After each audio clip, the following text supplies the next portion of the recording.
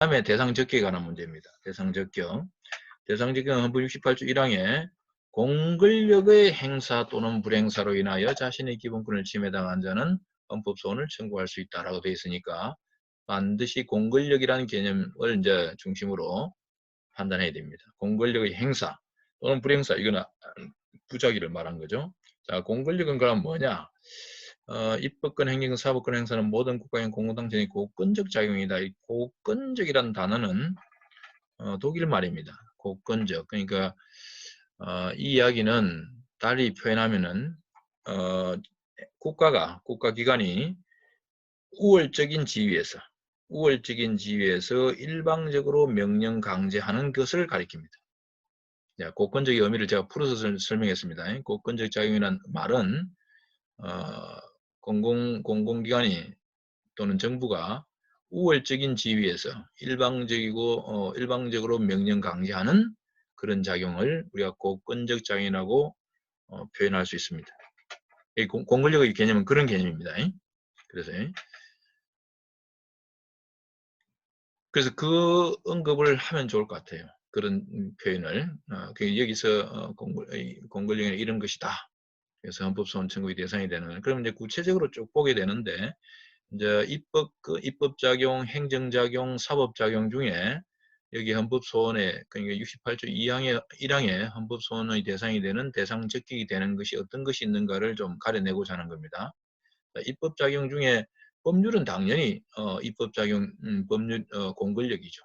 조약, 당연히 대외적 구속력을 가지는 조약은 공권력입니다. 긴급명령, 대통령의 긴급명령 당연합니다.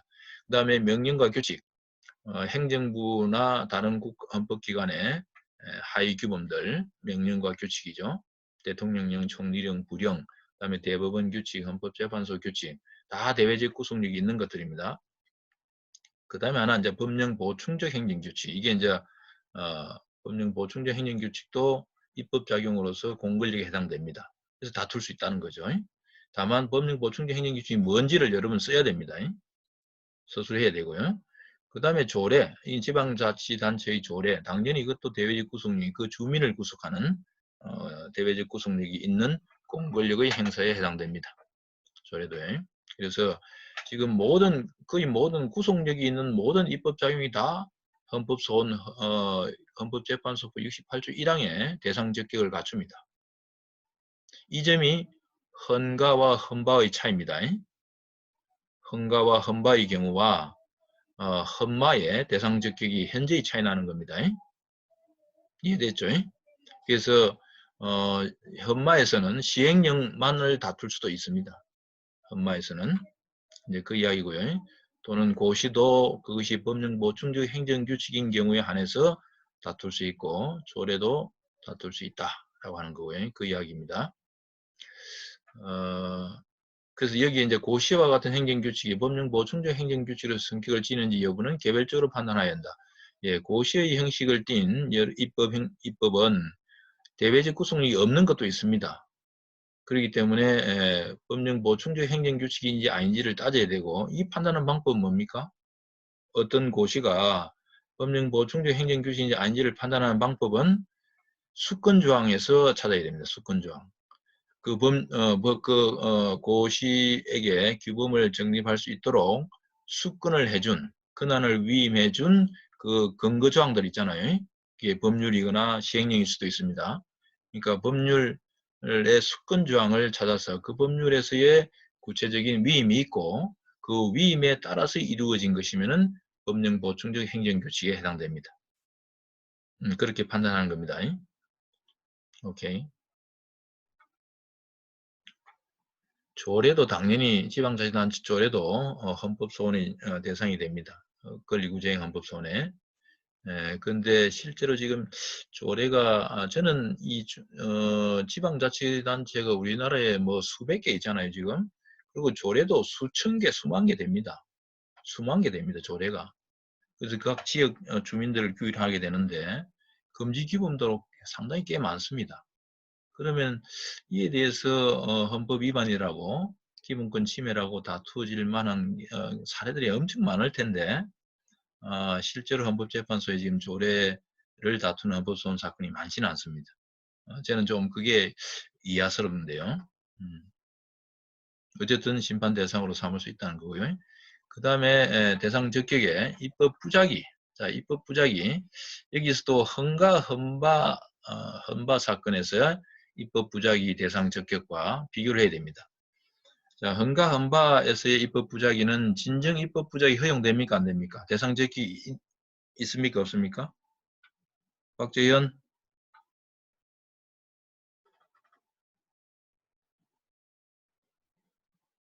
박재현 마이크 좀 켜보시오. 예. 헌가 헌바 사건에서 예. 헌가 헌바 사건에서 입법 부작위가 대상 적기 있다 없다? 진정 입법 부작위와 부진정 입법 부작위로 나눠서 그렇지?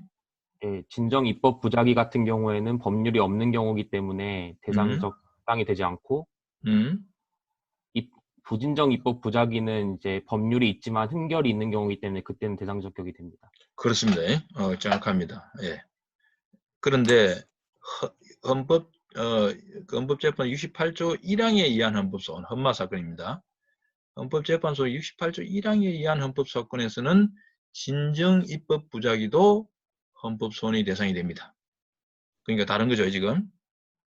헌마에서는 진정 입법 부작위도 헌법소원의 대상이 됩니다. 당연히 부진정 입법 부작위도 헌법소원의 대상이 됩니다. 제가 여기 잠깐 소개하는 거는, 그런데 뭐가 그러면 진정 입법 부작위고 뭐가 부진정 입법 부작위냐? 이 부분을 판단하는 기준이 없는 건 아닙니다. 헌법재판소도 판단의 명확한 기준이 나름대로는 가지고 있습니다. 그런데 실제 적용하는 사례를 보면은 저는 이게 예를 들면 이전에 그 양심에 따른 병력 거부 3차 사건에서 진정 입법 부작위와 부정 입법 부작위를 제대로 구분하지 않은 채 진정 입법 부작위를 이 헌바 사건이잖아요. 헌바면은 진정 입법 부작위는 헌법소원이 될 수 없죠.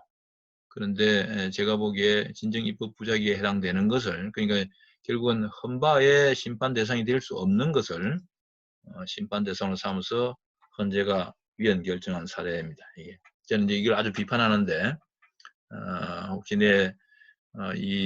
그 양심에 따른 병력 거부 3차 사건을 비판적으로 보고자 하는 사람은 제 논문이 하나 있습니다. 참고하고요. 그까지 제가 지금 설명할 여력이 없어서 넘어가긴 하겠습니다.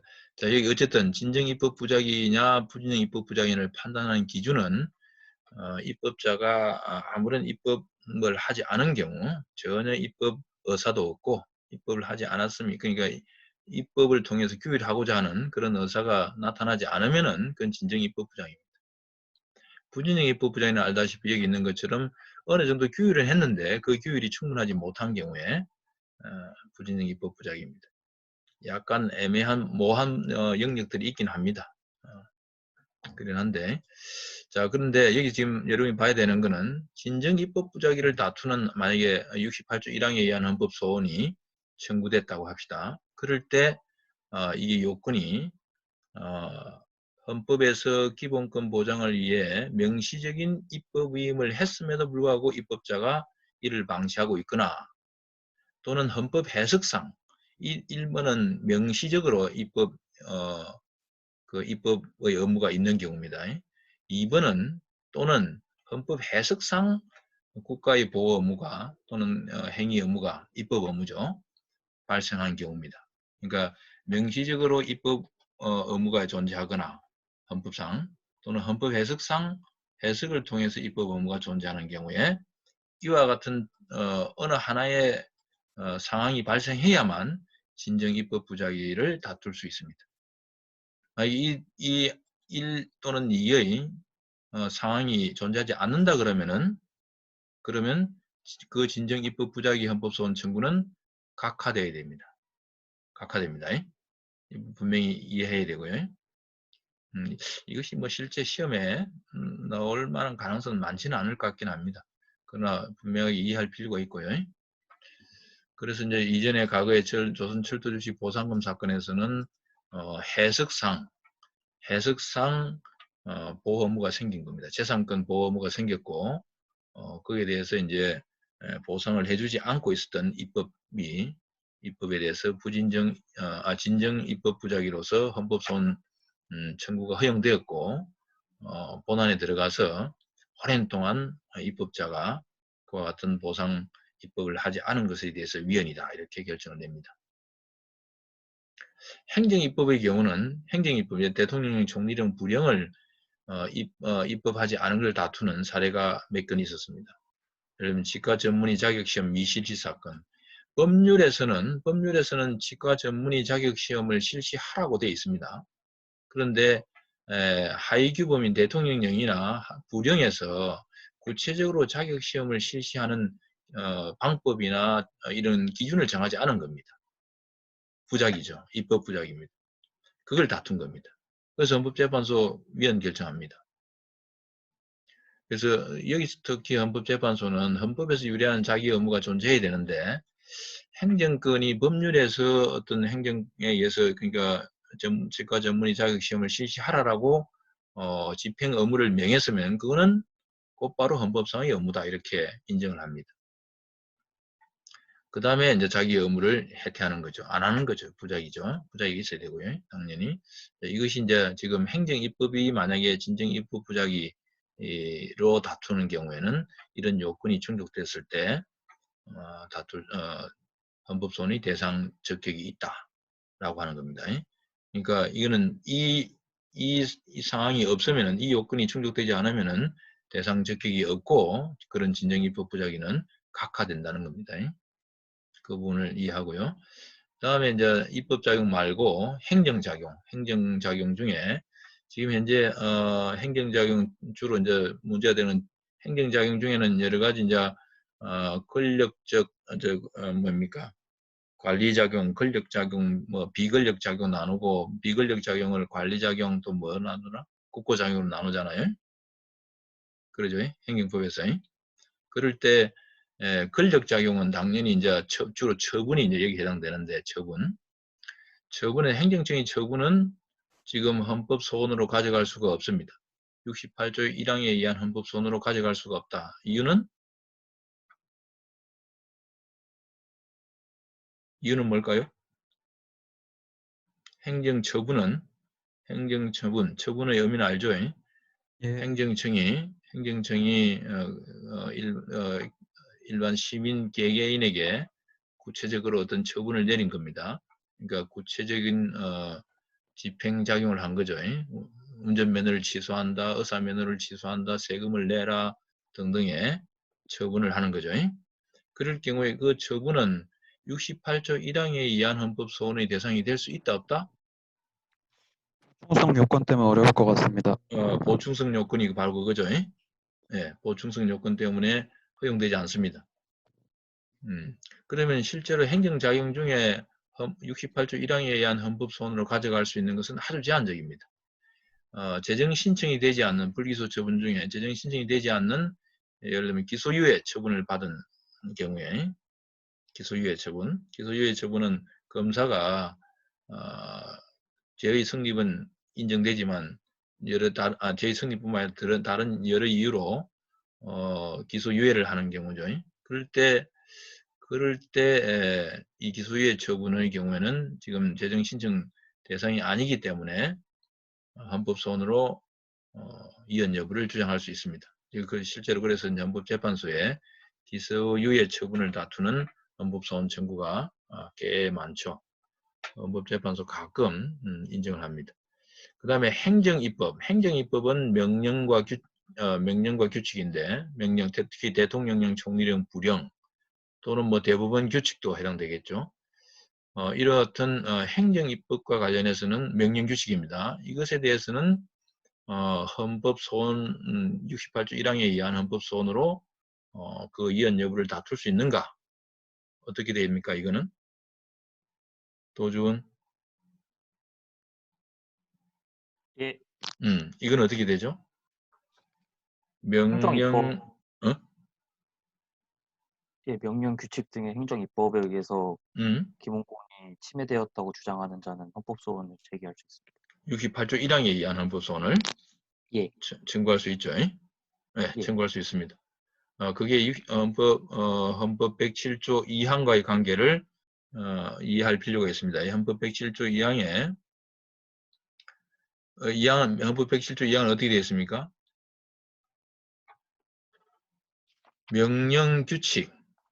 명령규칙이 법률이나 헌법에 위반되는지 여부가 재판의 전제가 된대. 재판의 전제가 된 때는 당의 재판부가 기본적으로 위헌 여부를 판단하죠. 그게 107조 2항이었습니다. 그죠? 그런데 지금 여기서 말하는 거는 107조 2항과 관련이 없습니다. 그래서 직접적 기본권 침해를 이야기했습니다.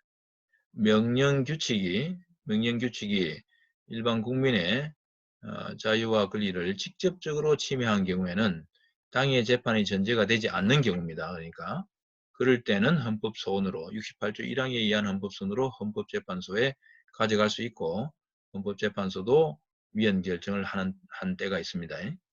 그다음에 행정입법부작위 아까 이야기했죠. 행정입법부작위를 다투는 행정소송은 없습니다. 행정입법부작위를 다투는 행정소송은 아니지. 행정입법부작위를 다투는 소송 있나? 행정법에 법률을 다투는 소송은 없죠. 네. 행정소송은 없죠. 그러니까 행정입법부작위를 다툴 수 있는 거죠. 헌법소원으로. 권력적 사실행위.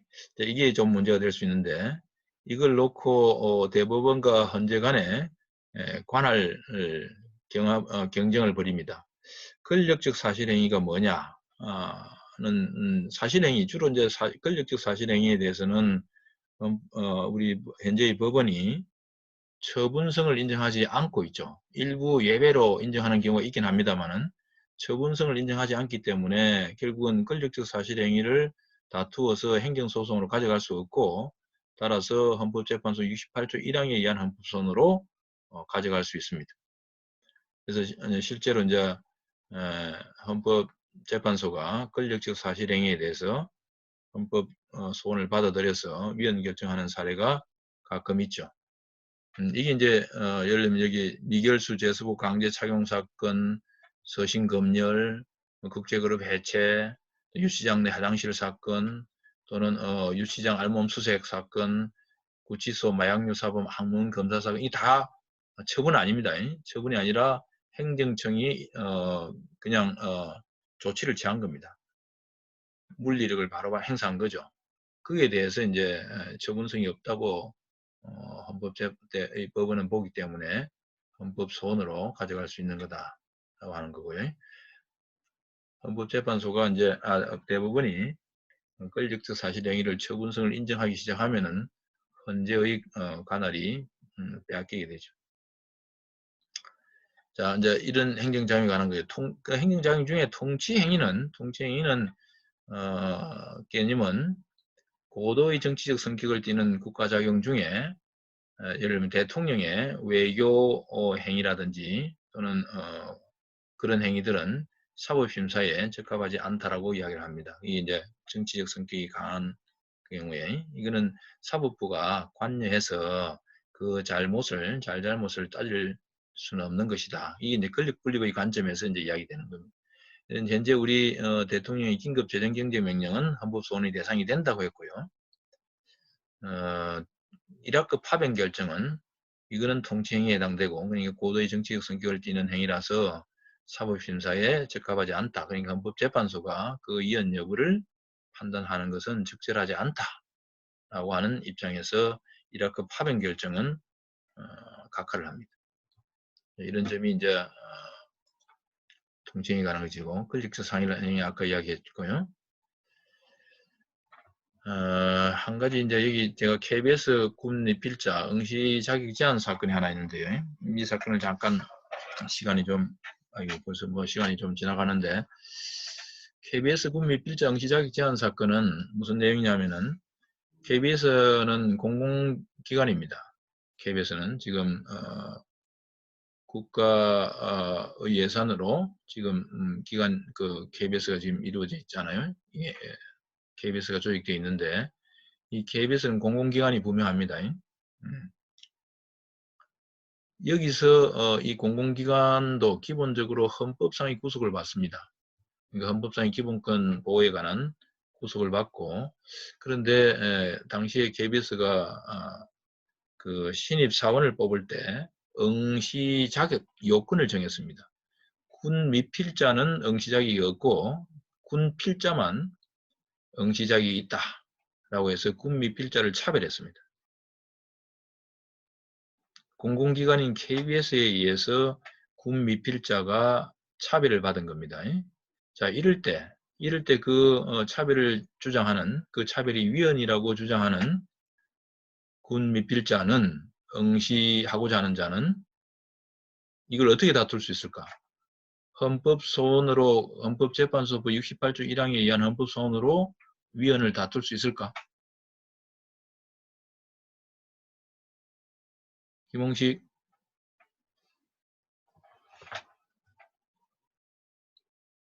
네. 홍식이 생각 어때?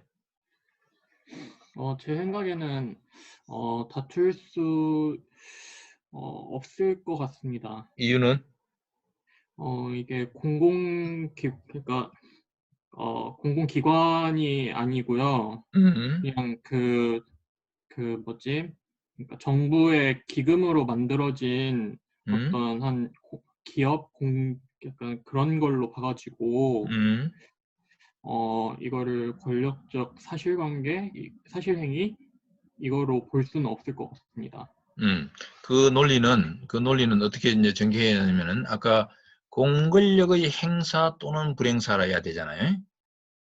68조 1항의 헌법소원의 대상이 되려면은 공권력에 해당되느냐가 문제잖아요. 네. 그렇지? 그러면 공권력의 의미는 뭐로 읽었습니까? 아까?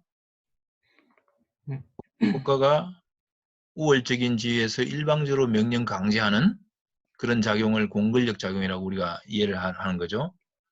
그래서 KBS의 시험 응시와 관련해서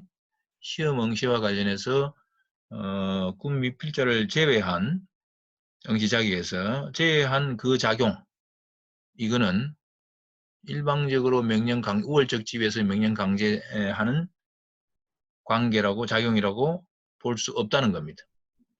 논리를 그렇게 전개해 가야 되는 거예요. 먼저 공권력이 뭐냐를, 공권력의 68조 1항의 대상 적격은 공권력이고 공권력의 의미는 이런 것인데 이 사안은 공권력의 의미에 포함이 안 된다. 이렇게 논리 전개해 가야 되는 거예요. 답안 서술할 때. 실제로 헌법재판소도 그런 논리로, 그래서 이 KBS가 비록 공공기관이지만 신입사원을 모집하는 그 관계는 그냥 일반적인 어떤 공권력적 관계라고 보지는 않은 겁니다.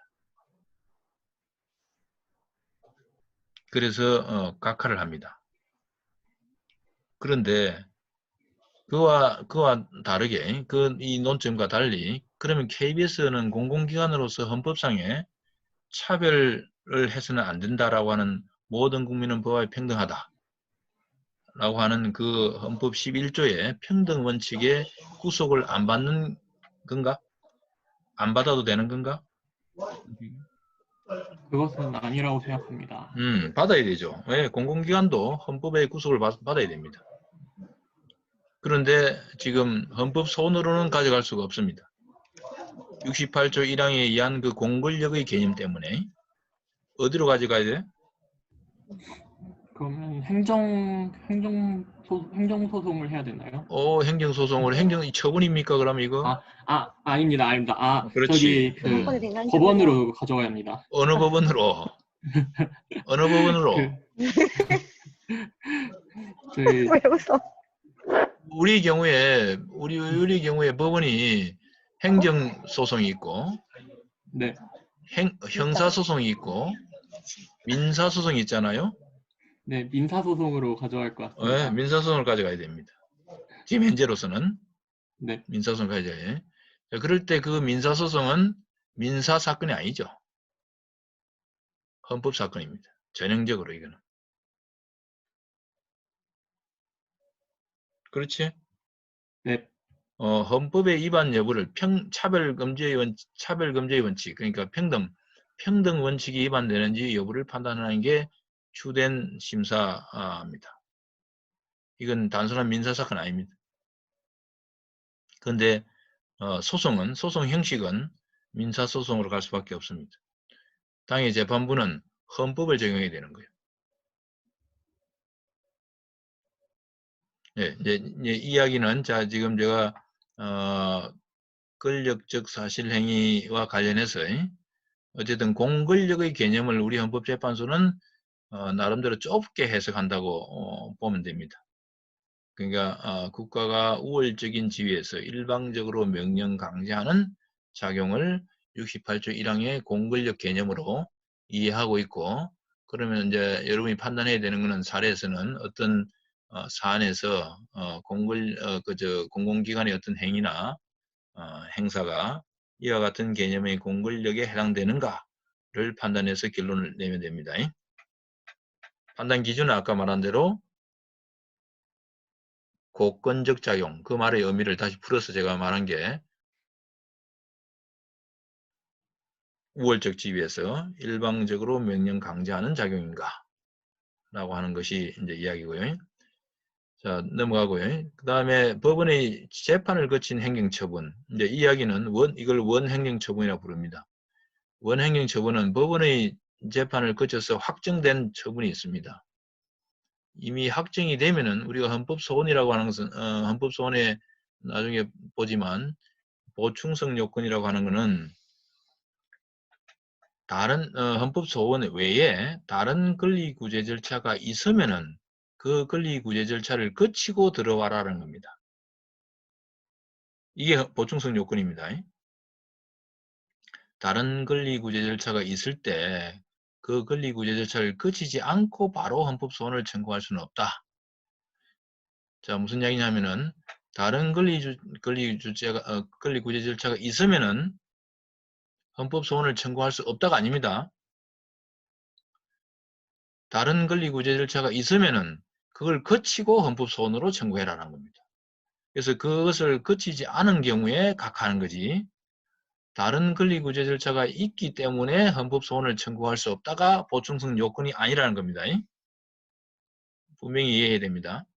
보충성 요건의 의미는 다른 권리구제 절차가 있을 때에는 그 권리구제 절차를 거치고 난 다음에 비로소 헌법소원을 보충적으로 청구할 수 있다는 겁니다. 이해했죠? 여러분 지금 이해하고 있는지를 내가 지금 잘 안 보여서 이게 지금 약간은 불편해. 이해하니? 네, 교수님. 이해된 거죠? 예, 보충성 요건의 개념입니다. 보충성 요건의 개념을 이해하고 있는 거예요. 그러면은 그러면 법원의 재판이 이제 확정이 돼서 이미 법원의 재판을 거쳤잖아. 권리구제 절차를 거쳤잖아. 그러면 이제 헌법소원 청구해야 되겠네. 보충성 요건에 걸리지는 보충 요건은 충족됐잖아, 그럼. 그 법원의 재판 기판력 때문에 기판력 때문이 아닙니다. 기판력 때문이 아니라 우리 헌법 재판소법 68조 1항에 뭐라고 되어 있습니까? 법원의 재판을 제외하고는 돼 있잖아. 재판 소원 금지 조항이 있잖아. 만약에 이건 이와 같은 걸 원행정처분이라고 우리가 부릅니다. 그렇게 약속합시다. 원행정처분. 그러니까 법원의 재판을 거친, 법원의 재판에 확정된 그런 행정처분을 원행정처분이라고 부르는데, 이걸 예컨대 헌법소원으로 가져가면은 보충성 요건은 충족됩니다. 거쳤으니까. 그런데도 헌법재판소는 각하합니다. 그 이유는 기판력 때문이 아니라 68조 1항의 68조 1항에 있는 재판 소원 금지 조항 때문에 각하하는 겁니다. 왜? 원행정처분에 대한 이걸 받아주면은 결국은 법원의 재판을 다투는 거나 똑같은 거거든요. 그렇기 때문에 재판 소원 금지 조항에 근거해서 헌법재판소는 각하를 한다는 겁니다. 논리 구제를 이해해야 되고요. 예. 좋습니다. 다른 내용은 이제 참고하고, 다음에 이제 마지막으로 사법작용, 아까 이야기했듯이 법원의 재판을 제외하고는 이렇게 해서 이제 재판 소원 금지 조항입니다. 이게 법원의 재판을 제외하고는 이 문구를 우리가 재판 소원 금지 조항이다 이렇게 부르면 됩니다. 자, 이 경우에 예외적으로 허용되는 이제 경우죠. 이게 이제 헌법재판소와 대부분이 충돌하고 있는 지점입니다. 재판소원 금지 조항 이것을 다툰, 그러니까 이 재판소원 금지 조항이 위헌이다라고 다툰 사건이 있었습니다. 헌법재판소는 이걸 한정위헌하죠. 이 조항 자체는 위헌이 아니다. 이 조항 자체는 재판소원 금지 조항 자체는 위헌이 아니지만 그러나 이렇게 이게 법리가 나오죠. 재판의 소원을 헌법소원 심판의 대상에서 제외한 것은 원칙적으로 헌법에 위반되지 아니하나 합헌이라는 겁니다. 다만 법원이 과거에 이전에, 그러니까 법원의 결정 이전에 헌법재판소가 위헌으로 결정해서 그 효력을 전부 또는 일부 상실시키거나 위헌으로 확인된 법률을, 그러니까 위헌 결정한 법률을 법원이 사후에 적용함으로써 국민의 기본권을 침해한 경우에는 그런 한도 내에서 이 재판소원 금지 조항은 그런 경우에도 헌법소원이 허용되지 않는 것으로 해석하는 한도 내에서 재판소원 금지 조항은 헌법에 위반된다. 이렇게 지금 판시한 겁니다. 이게 재판소원 금지 조항의 예외를 헌법재판소가 판례로서 인정한 케이스고요. 여전히 대법원은 이 헌법재판소 판시를 수용하지 않습니다. 당연히 수용하지 않고 있지만 현재는 이 판시를 내면서 재판 금지 조항의 예외를 이렇게 인정합니다. 결국 줄여서 이야기하면은 재판 소원 금지 조항은 그 자체는 합헌이지만 만약에 헌법재판소가 이미 위헌 결정을 내렸는데 그 위헌 결정이 난 법률 조항을 계속 적용하는 어떤 재판이 있다 라고 하면 그 재판에 대해서는 헌법소원의 대상이 되고 그 재판을 가져갔을 때 헌법재판소는 그 재판을 취소합니다. 이게 지금 헌법재판소의 지금 상황이고요. 이게 재판소원 금지 조항의 예외에 관한 판례입니다. 이해되겠죠, 일단? 그러나 여전히 대법원은 이와 같은 판시를 수용하지 않고 있는 상태입니다.